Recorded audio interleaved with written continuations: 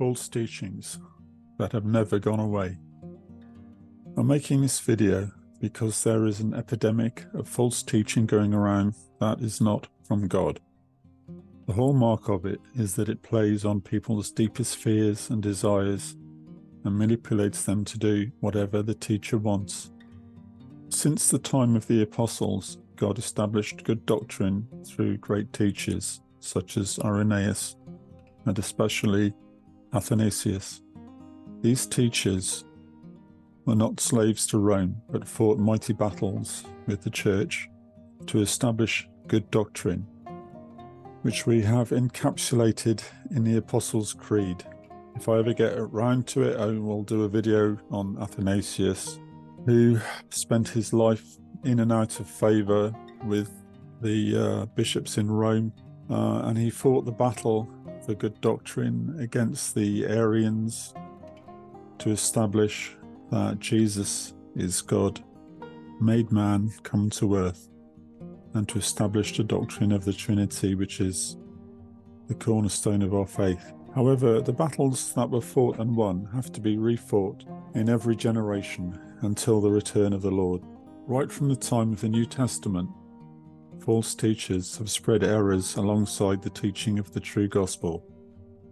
The Apostle Paul was clearly concerned about it and warned about them. 1 Timothy chapter 6 verse 5. Perverse disputings of men of corrupt minds and destitute of the truth, supposing that gain is godliness. From such withdraw thyself.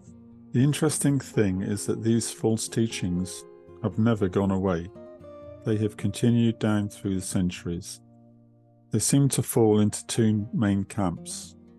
One camp is spreading confusion about the deity of Christ. The other one is manipulating the gospel for power, control, and material gain. I have attempted to put together a list of some of the main false teachings that continue to this day. Firstly, covetousness. 2 Peter chapter 2 verse 3. And through covetousness shall they with feigned words make merchandise of you, whose judgment now of a long time lingereth not, and their damnation slumbereth not. So that's just telling us that those people who preach covetousness as if it's something good are actually reserved for judgment by God. So this teaching of covetousness, which is really another word for greed, is probably the most prevalent false teaching today. The teaching is that if you sow into a teacher's ministry, God will make you rich. I won't attempt to list all the teachers who are saying this. It is good to support ministries, but if you are treating God like a slot machine, then you have fallen into covetousness. Simony. Simon Magus, also known as Simon the sorcerer or Simon the magician, was recorded in the book of Acts as attempting to buy the gift of God with money.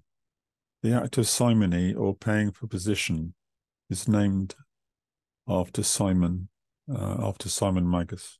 Acts chapter 8 verse 20. But Peter said unto him, Thy money perish with thee, because thou hast thought that the gift of God may be purchased with money. There is a glut of this particular sin at present, with people being told that they will be given spiritual power and position if they give money for it.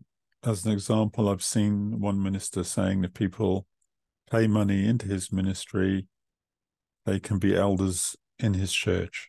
The next one is the deeds of the Nicolaitans, or the Nicolaitans. Revelation chapter 2 verse 6. But this thou hast, that thou hatest the deeds of the Nicolaitans, which I also hate. Early church fathers such as Irenaeus and Hippolytus of Rome linked the Nicolaitans to sexual immorality and idolatry. They warned that if believers allowed the Nicolaitans into their lives, they would find themselves in spiritual ruin. Today, this false doctrine is known as cheap grace. In other words, if you are a Christian, you can do whatever you want and God will turn a blind eye. The Bible continually warns against this doctrine. Nobody who willfully sins will inherit the kingdom of God. 1 Corinthians chapter 6 verse 9 to 10. Know ye not that the unrighteous shall not inherit the kingdom of God? Be not deceived, neither fornicators, nor idolaters, nor adulterers, nor effeminate, nor abusers of themselves with mankind, nor thieves, nor covetous, nor drunkards, nor revilers, nor extortioners, shall inherit the kingdom of God. The next video will look at the false teachings that question the Trinitarian nature of God. These are becoming increasingly common and undermine the foundation of our faith. Thank you for listening. If you found this video interesting, you can find more information at prophecy-workshop.com.